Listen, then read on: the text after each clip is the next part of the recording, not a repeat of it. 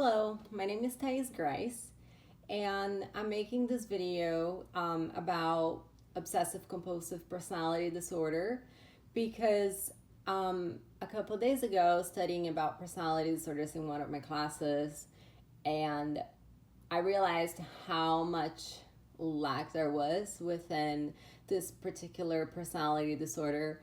I also recently wrote a research about it, and yeah, there's so much misconception. There's so many problems among the people who are, diagnosed with it and misdiagnosed as well. So I decided to disclose that I myself have obsessive compulsive personality disorder.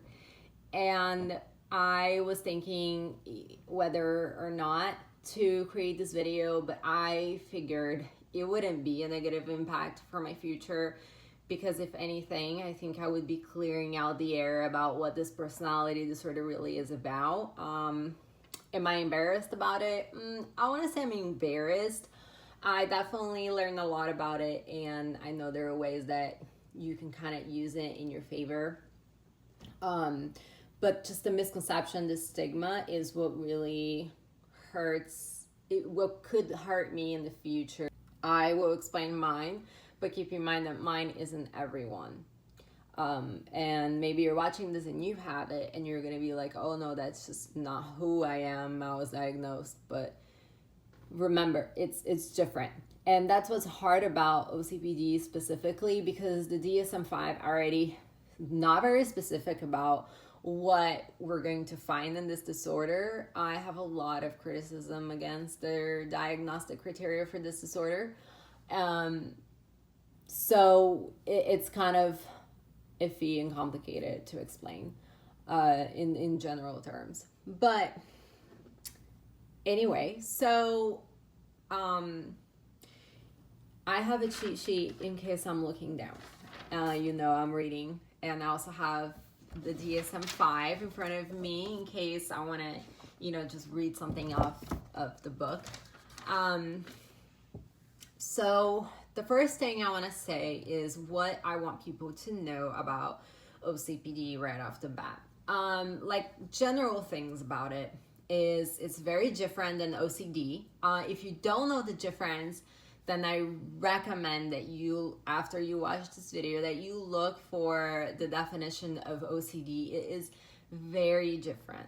The studies are few about it, and it's an old term. It was literally been studied by Freud. Like, it's old, but the studies are few nonetheless, and that's something that bothers me. But anyway, I'm a perfectionist about myself only. I'm not a perfectionist about people around me. This is an interpersonal problem. This is an interpersonal thing that I have with me. Like, I want to be perfect. OCPD is defined as the perfectionist, the workaholic. That's who the OCPD is.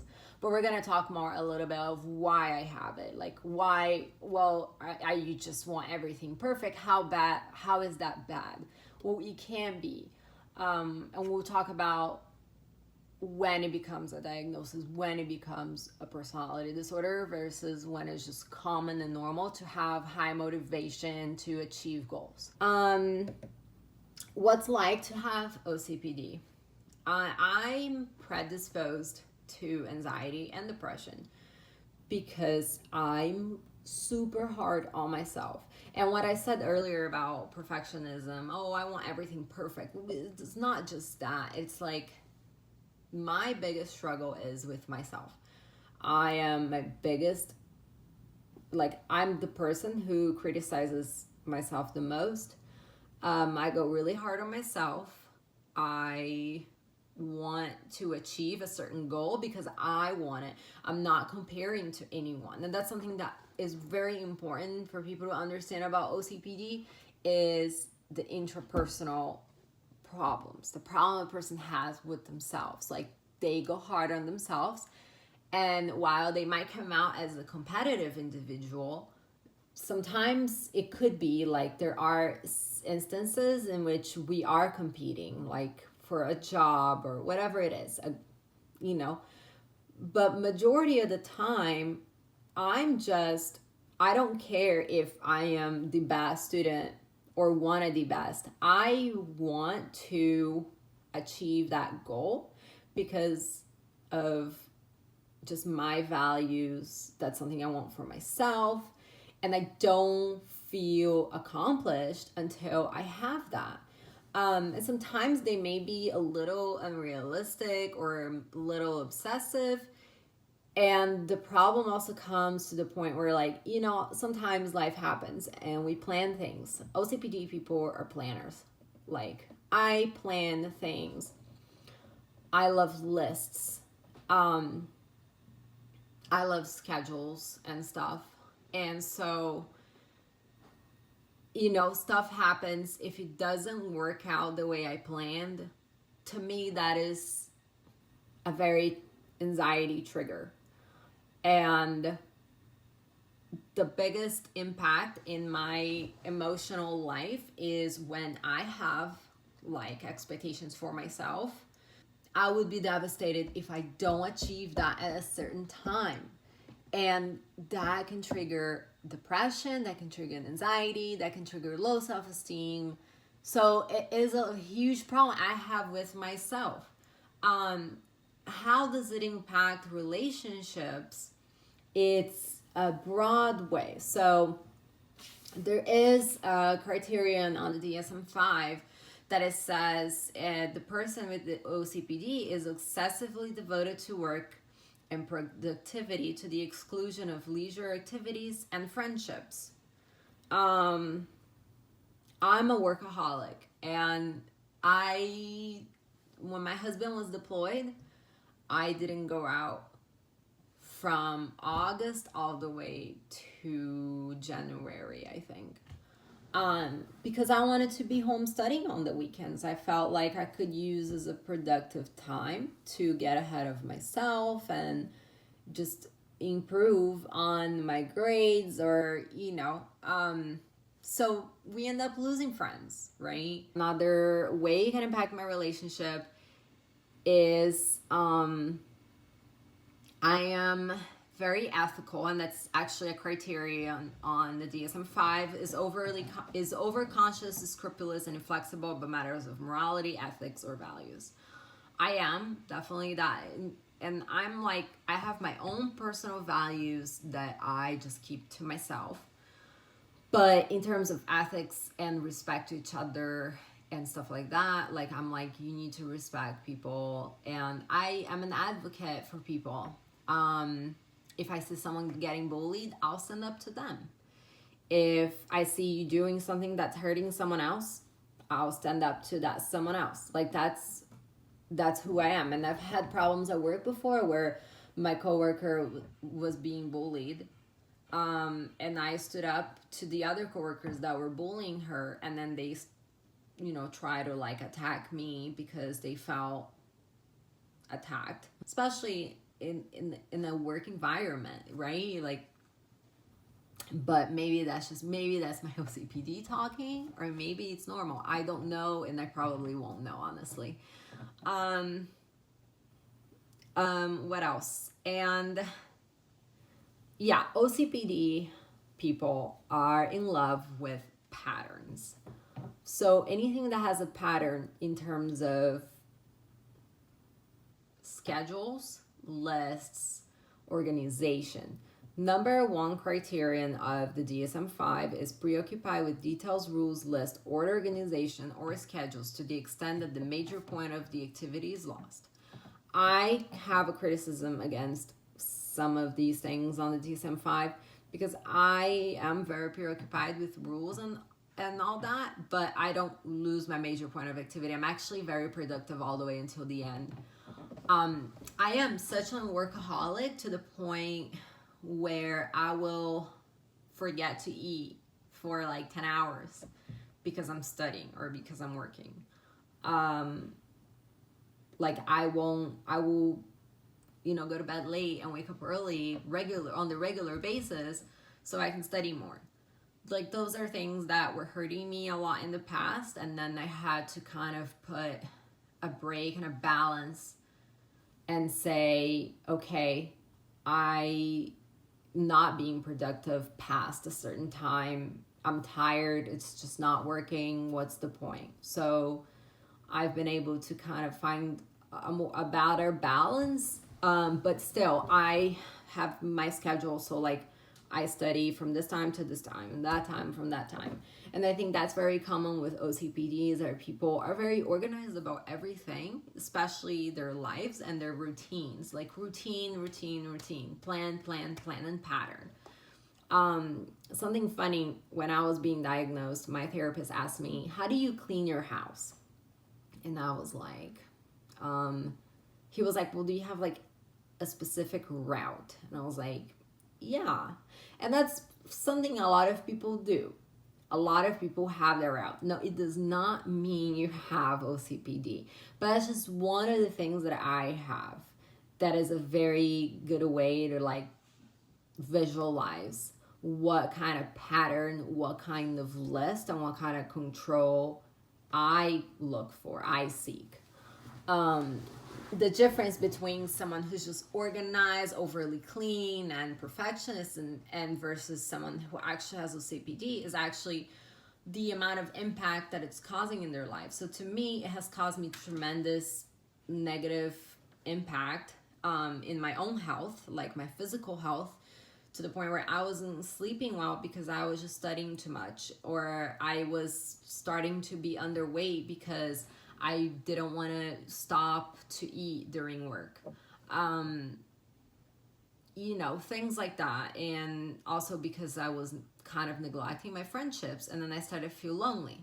But at the same time, like I wanted to be home. Like it was just very confusing for me, and I was struggling. It was when I sought help from a therapist, and I was diagnosed, is because I reached a point where all of these exaggerations, all of these excessive compulsions were impacting my own physical health. And it was causing me further mental health damage, like anxiety, depression, self-worth, and stuff like that. There's a lot of misconception with OCPD. First of all, people think that OCPDs are a know-it-all. And it can come out that way because of the fact that like I only talk about stuff that I really know about.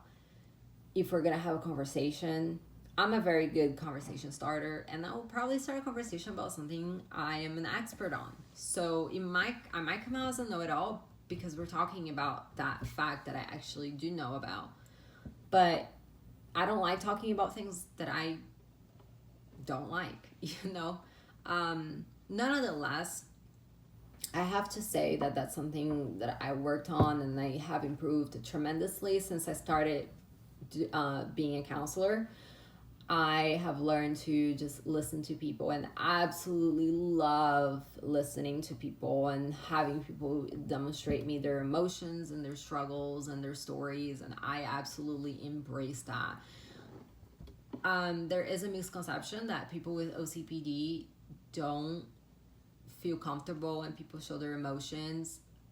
I'm not sure where that comes from. It's not on the DSM-5, but it's not true for me at all. I love emotions. I will embrace you if you show me your emotions, for sure.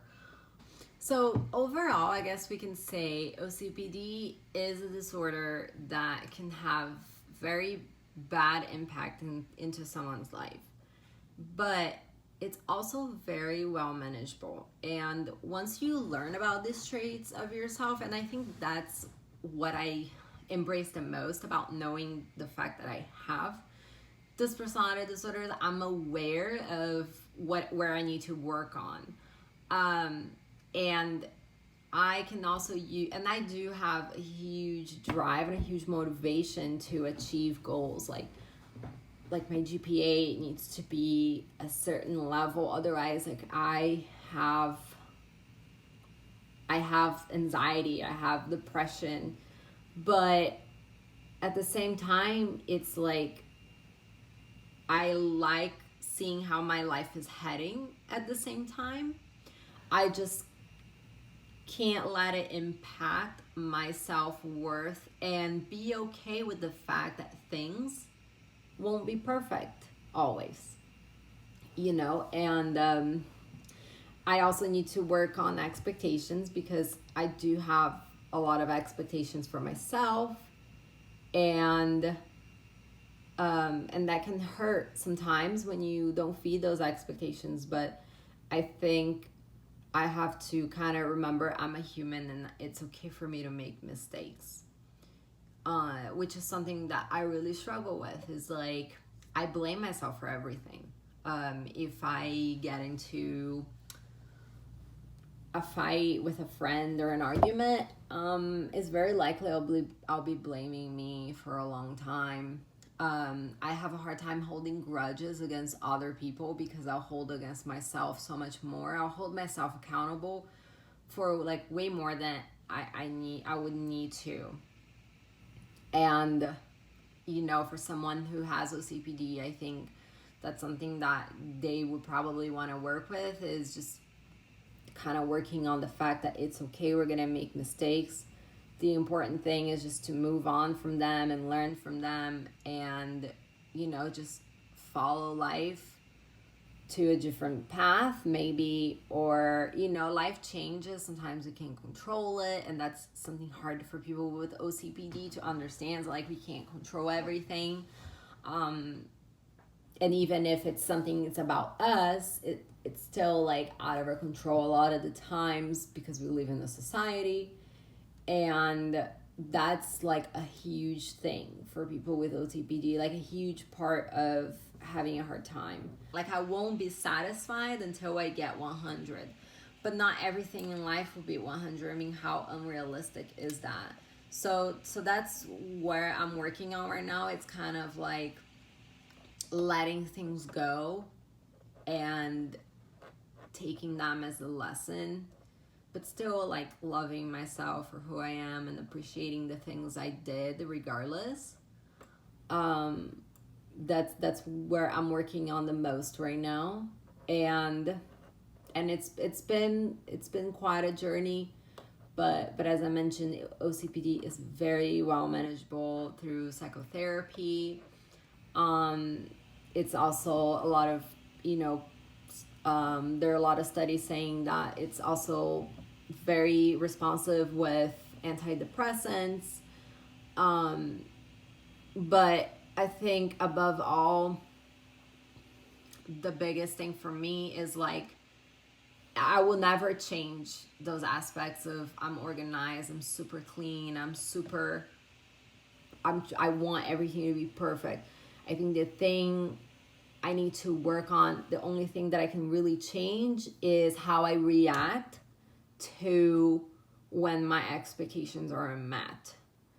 Because that is the part for people with OCPD that hurts them the most, is when they don't meet those expectations that they have with themselves. And it's all about perceiving in a different way, instead of saying, oh, I'm a failure. Like, people with OCPD also, they fear failure. So I don't like math, and sometimes I will procrastinate to start my homework because I'm scared that I will fail, or I'll get frustrated and get something wrong. And so that's like the thing is like, just always being aware, like, you're a human, and it's okay, like, just like anyone else. It's okay to make mistakes. We learn from them. But you're still worthy, and you still should appreciate, all the things you've done to get this far. I can definitely say that I've changed a lot since I learned about my diagnosis, and I plan on improving, but still using these traits as something beneficial for my future, like to achieve a good career, because I do have, the motivation. I have that in my skin, and I know that the right employer will give me credit for that, and I know that it will pay off in the future as well.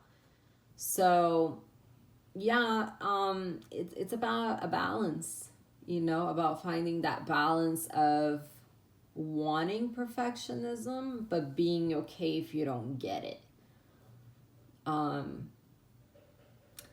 Yeah, so I hope this helped some of you to understand a little bit about my case of OCPD.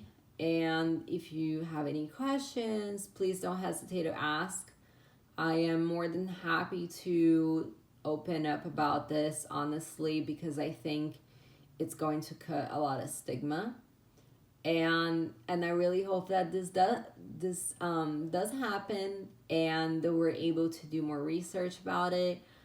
If you're also interested in checking out my own research, check it on my portfolio. It was very interesting. I learned so much about myself, and thank you for watching.